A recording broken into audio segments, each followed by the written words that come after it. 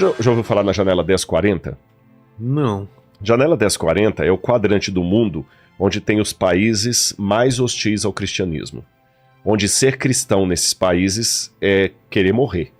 Afeganistão, por exemplo, o Tibete, vários desses países assim que não aceitam o cristianismo de maneira... O Iraque, China, sabe? Onde você...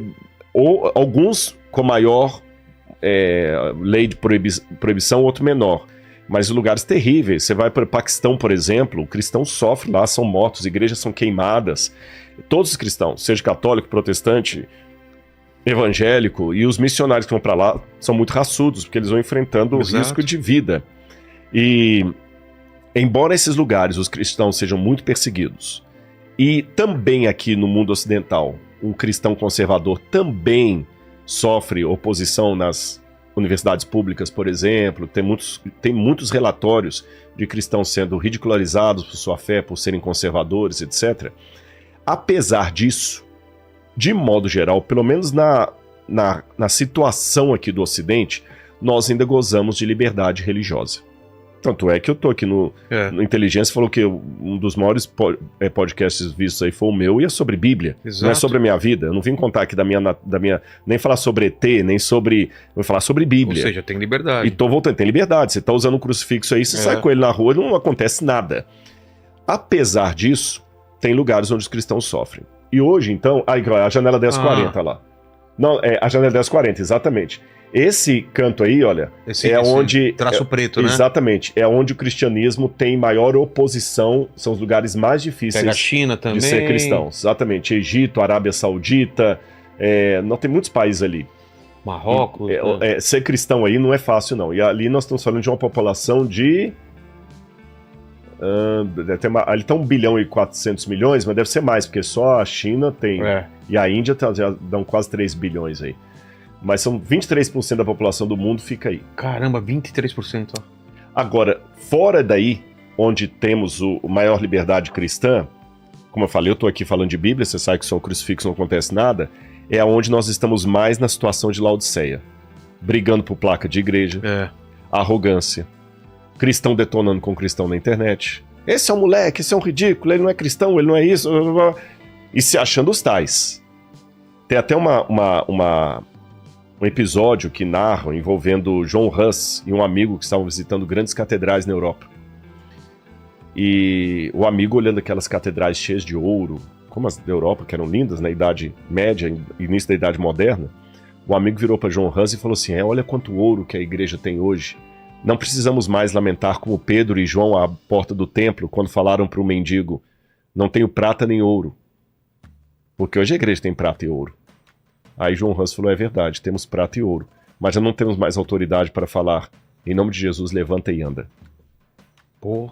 Você tá entendendo? Que paulada, né? Paulada. Quer dizer, hoje a gente tem prata e ouro, tem igreja da Compal, tem TV, tem tudo e tal, mas cadê o nosso poder do Espírito, a unidade cristã? Olha quantos escândalos em nome da fé, quantos cristãos, ao invés de se limitarem a defender a Bíblia de acordo com o que ele interpreta, ele gasta o tempo todo só detonando contra o cristão. O prazer dele é ser especialista em detonar pessoas, sabe? Nós estamos no período de Laodiceia, nós achamos que temos tudo e não reconhecemos que somos pobres, nus. Posso contar uma parábola que ilustra isso? Essa parábola, inclusive, é verdadeira. Uma vez, numa cidade europeia, havia um lugarejo, onde as pessoas tinham o seguinte comportamento, Vilela. Elas acho que até eu contei essa história aqui num dos primeiros podcasts, eu vou contar de novo, porque ela ilustra bem a situação de Laodiceia. As pessoas saíam cedo para o trabalho e elas deixavam as casas delas e caminhavam 4, 5, 8 quilômetros para a lavoura. E passavam o dia inteiro trabalhando na lavoura, à noitinha voltavam, guardavam as ferramentas, tomavam banho, tomavam banho, limpavam o pé ali, e não era banho mesmo, né? Iam dormir, para no outro dia fazer isso de novo. Qual era a rotina? Acordava com o nascer do sol, tomavam de jejum, todo mundo saía assobiando pela estrada 10 quilômetros, 8 quilômetros, até a lavoura, trabalhavam o dia inteiro na lavoura, ao pôr do sol voltavam, dormiam e assim continuava. Mudou-se para aquela cidade um circo, desses circos itinerantes, e havia 2 palhaços Ali, o circo todo era apenas de 2 palhaços. E as pessoas riam demais com as palhaçadas que os 2 humoristas faziam. Eles contavam as piadas, davam cambalhota, aquelas roupas coloridas de palhaço, com boneco. E o pessoal ria. E a rotina da cidade mudou.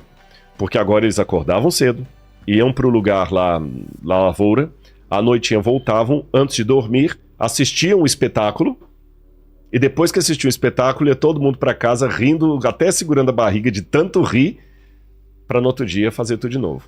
E enquanto eles estavam trabalhando, Cassino, não veja a hora de chegar lá, qual vai ser a piada que os palhaços vão contar hoje à noite. Aconteceu que um dia, enquanto as famílias estavam trabalhando na lavoura, o mato em volta da cidade estava seco e de fácil combustão, e começou a pegar fogo. Os palhaços estavam no circo, se aprontando para o show, maquiando, colocando nariz, a peruca, aquela roupa colorida, quando um olhou pela janela e falou assim: tá sentindo cheio de queimado? O outro, eu tô. Tá pegando fogo! O fogo tá alastrando, vai chegar na cidade. Então vamos apagar o fogo. Não dá para apagar o fogo, a gente tem que chamar o pessoal para ajudar, só nós 2 não damos conta. É verdade, então vamos chamar o povo. Vamos tirar a roupa. Não dá tempo. Até a gente tirar toda essa roupa aqui e tirar a maquiagem, já queimou tudo. Vamos assim mesmo. E lá foram, Vilela, os 2 palhaços, estrada fora, gritando e gesticulando. Vestidos de palhaço. Quando o povo da lavoura viu, o que você acha que aconteceu? Ninguém levou a sério. Pior, não só não levaram a sério, como começaram a rir. A rir, claro. E quanto mais os palhaços gritavam fogo, mais engraçado ficava. E a história diz que o fogo pegou as casas, o trailer, o circo, a perda foi total. Aí Deus vai mostrar uma segunda fase do Apocalipse para ele, que é quando ele vê a visão de Deus no céu. Aí eu vou resumir isso aqui. Você acredita que essas visões era uma coisa meio atemporal? Era uma visão que vinha e é uma coisa que acontece e depois a pessoa fala, tá, eu vou escrever sobre isso? Ou é o tempo que demora para as coisas acontecerem acontecendo na cabeça dele? Entendi. É assim uma resposta absoluta, nenhum teólogo vai poder te dar. Não tem como, né? Porque há momentos da visão que Deus fala assim, vai e escreve. Parece até que estava quase ditando para ele.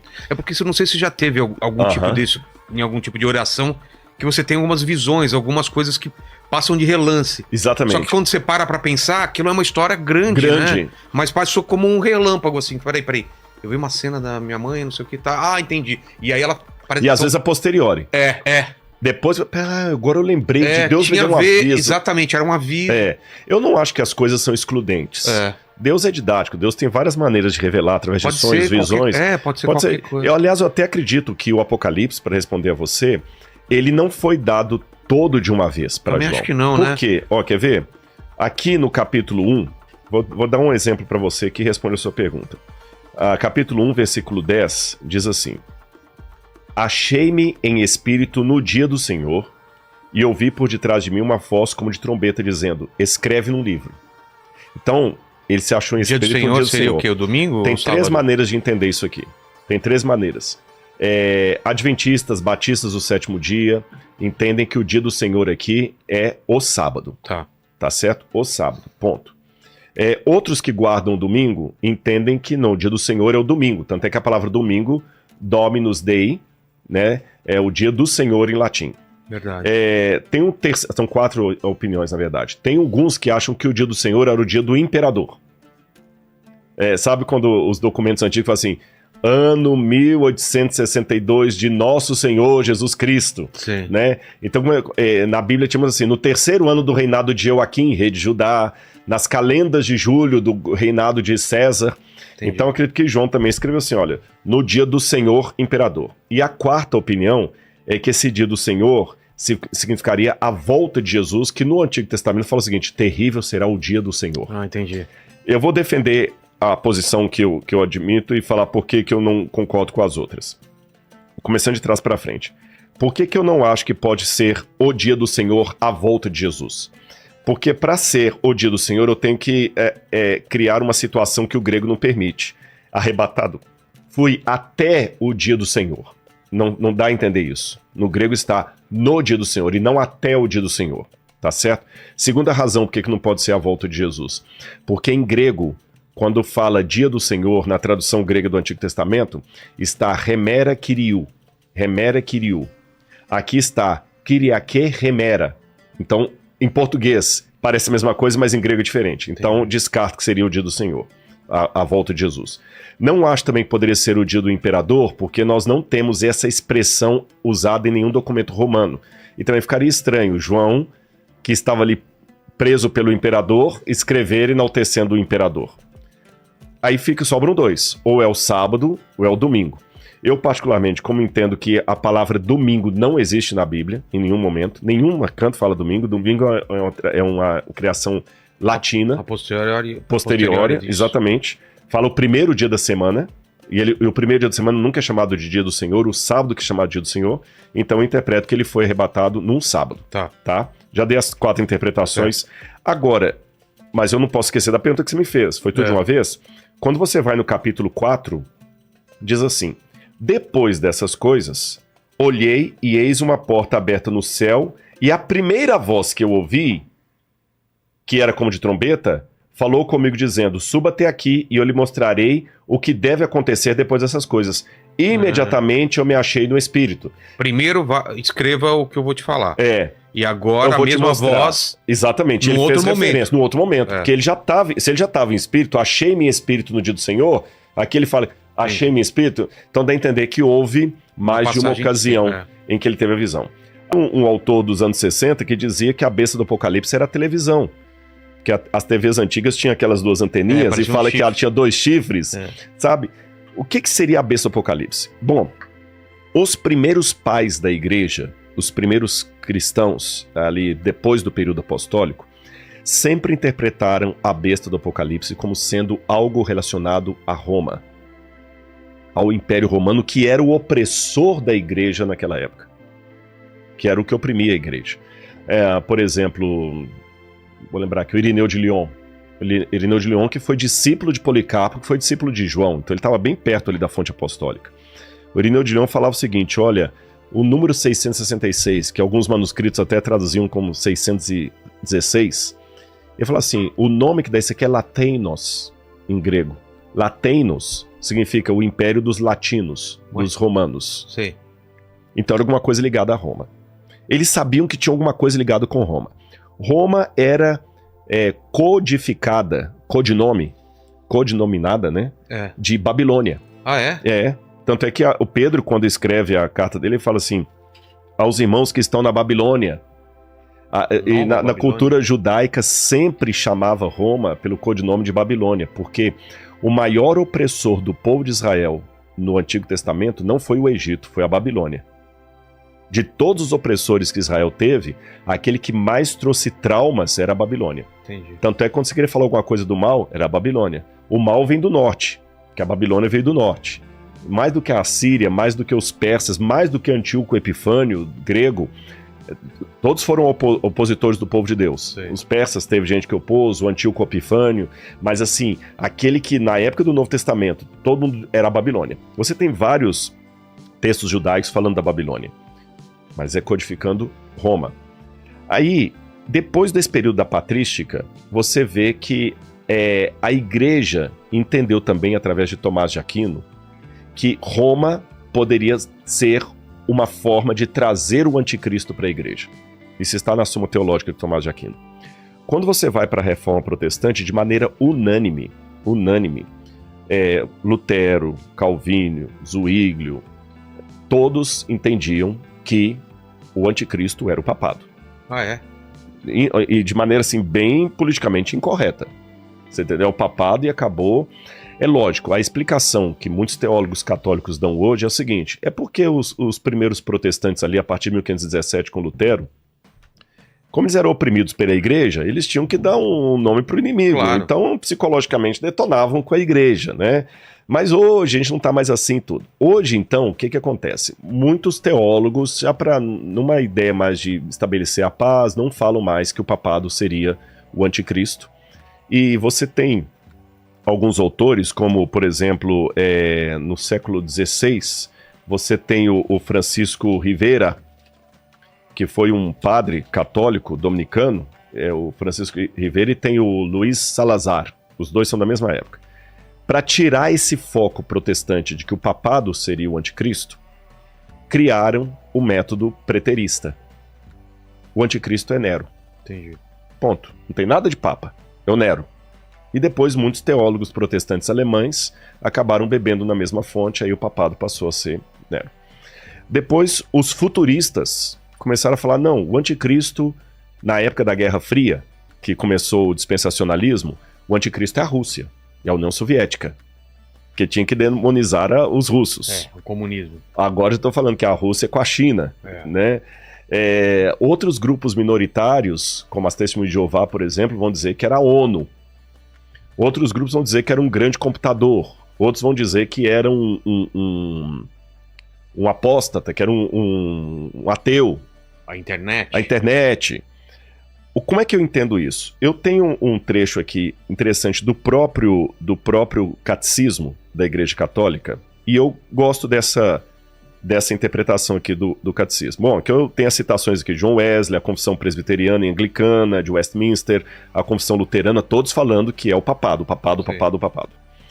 A resposta católica também é importante ser dada. Os católicos dizem, o anticristo não pode ser o papa, porque na carta de João é dito que o anticristo nega que Jesus veio em carne. Entendi. Nega que ele veio em carne. E o Papa não nega que ele veio em carne, ele não é gnóstico. Entendi. Né? Mas olha o que diz aqui o catecismo da igreja. O catecismo tem lá os vários pontos, 537, 534, os parágrafos, mas para quem quiser olhar no catecismo é só colocar julgamento final da igreja. Interessante o título, julgamento final da igreja. E o catecismo diz assim, antes da segunda vinda de Cristo, aqui é a posição católica, tá, gente? Não vai valer por protestante. Sim. Antes da segunda vinda de Cristo, a igreja deve passar por um julgamento final que abalará a fé de muitos crentes. Eu concordo com isso. A perseguição que acompanha a sua peregrinação na terra revelará o mistério da iniquidade, que é uma maneira de falar do anticristo, na forma de um engano religioso, oferecendo aos homens uma solução aparente para os seus problemas ao preço da apostasia da verdade. Ou seja, se é a apostasia da verdade, é o afastamento da verdade. Então o anticristo não pode ser um russo ateu, nem um muçulmano. Tá. O anticristo tem que ser alguém, e eu concordo com o catecismo aqui, tem que ser alguém que saiu de dentro do cristianismo, porque quando você vai aqui na carta de João, que fala do anticristo, fala aqui, olha, Evangelho de João, capítulo 2, versículo 18, fala, filhinhos, esta é a última hora, e como vocês ouviram que o anticristo vem, também agora muitos anticristos têm surgido, por isso sabemos que é a última hora. Eles saíram do nosso meio. Aí diz que esse anticristo atrairia muitas pessoas para uma apostasia da verdade. Deixa eu te falar uma coisa. Se a igreja se a mulher de Apocalipse 17 é o povo infiel, para você ser um adúltero, o primeiro requisito é ter sido casado. Para você morrer, o primeiro requisito... Tá vivo. Tá vivo. Para você ser apóstata, o primeiro requisito é ter sido cristão. Sim. Não existe islamismo apostatado. Não existe budismo apostatado. Só existe cristianismo apostatado. Então o anticristo tem que ser alguma coisa que vai sair do cristianismo. Mas quem seria essa pessoa que de certa forma já tinha ação na época dos apóstolos e vai ter na volta de Jesus? Aí eu termino com o Apocalipse 17 explicando. Vamos voltar para o capítulo 17. João viu a mulher montada na besta e ficou assustado com o que ele viu. Aí olha o que diz a continuidade. Capítulo 17, verso 7. O anjo, porém, me disse, por que você ficou admirado? Eu vou lhe explicar o mistério da mulher e da besta que tem as 7 cabeças e os 10 chifres que leva a mulher. A besta que você viu era, não é, está para emergir do abismo. Era, não é, está para emergir do abismo. Então ela atuava no período apostólico, vai ficar um tempo sem, assim, incubada, mas ela vai voltar no tempo final. É igual um tumor, que às vezes você vai, cura, ele fica entubado, depois ele volta. Era, não é, e vai surgir do abismo. E caminha para a destruição. E aqueles que habitam sobre a terra, cujos nomes não foram escritos no livro da vida desde a fundação do mundo, se admirarão, vendo a besta que não era, mas tornará a aparecer. Então é alguém que estava na época de João, ficará um tempo de suspensão e voltará a aparecer. Aqui está a mente que tem sabedoria. As 7 cabeças são 7 montes no qual a mulher está sentada. 7 montes no qual a mulher está sentada. E no verso 18 ele diz: a mulher que você viu é a grande cidade que habita sobre os reis da terra. Ei. Qual cidade dominava os reis da terra na época de João? Washington? Não. Moscou? Não. Jerusalém? É. Não, Jerusalém não dominava os reis da terra. De dominar? É Roma. Roma. Mostra aquela moeda para mim, por favor, de Vespasiano. Essa moeda romana que vocês vão ver aí, ela estava em circulação na época de João. Tá. Vespasiano foi o que mandou destruir Jerusalém no ano 70. Você tem aqui o imperador Vespasiano, está escrito em latim, né? Cesare Augustus Vespasianus Augustus, tá certo? E aqui tem do outro lado da moeda, Roma, tá escrito Roma, e ela é uma mulher sentada sobre 7 colinas. 1, 2, 3, 4, 5... Ali não mostra... 7, 8... 7 colinas, olha lá. 1, 2, 3, 4, 5, 6, 7. E em todos os livros nós sabemos que Roma é descrita como a cidade que se assenta sobre 7 colinas. Isso é ponto, todo historiador sabe. Então, ele já está falando, a mulher foi uma mistura do povo de Deus com Roma. E aí o que acontece? O próprio catecismo fala pra gente ficar alerta, que virou uma apostasia. Então, por que não entender que, de alguma maneira, o mesmo poder romano que durante a Idade Média e início da Idade Moderna sancionou tantas perseguições com reis, com Inquisição Espanhola, Santo Ofício, tantas coisas erradas que foram feitas, não pode ser justamente a consubstanciação histórica disso que João viu. Repito, não é detonar com a Igreja Católica. Lembra que eu falei? É entender que teve coisas erradas feitas em nome de Jesus que me dá muita tristeza. E tinha muita gente sincera na Igreja Católica. Por exemplo, exemplos eu posso dar da minha vida particular. Eu tive padres que, quando eu ficava no mosteiro com eles, eu lembro uma vez que eu cheguei aqui no Ipiranga lá e os padres me recebiam ali, e um belo dia eu esquentava minha comida lá e depois ia pra sala assistir o Fantástico com os padres. Aí um dia o padre chegou lá e falou: Rodrigo, desculpa, padre Dionísio. Desculpa, tomou o prato da minha mão que eu tinha esquentado no micro. Me perdoa, Rodrigo, me perdoa. Eu falei: o que foi? Ele pediu perdão e tomou o prato da minha mão. A gente esqueceu que você vinha hoje e a cozinheira colocou toicinho no feijão. Nos perdoe. Eu vou fazer um omelete pra você. Poxa, esse homem honrou minha fé. Ele não tem problema com carne de porco. Eu que não como carne de porco. Eu vou falar que esse padre não é de Jesus? Poxa. Eu vejo uma vida de Madre Teresa de Calcutá, Irmã Dulce, para falar aqui do Brasil. Essas mulheres não andavam com Jesus?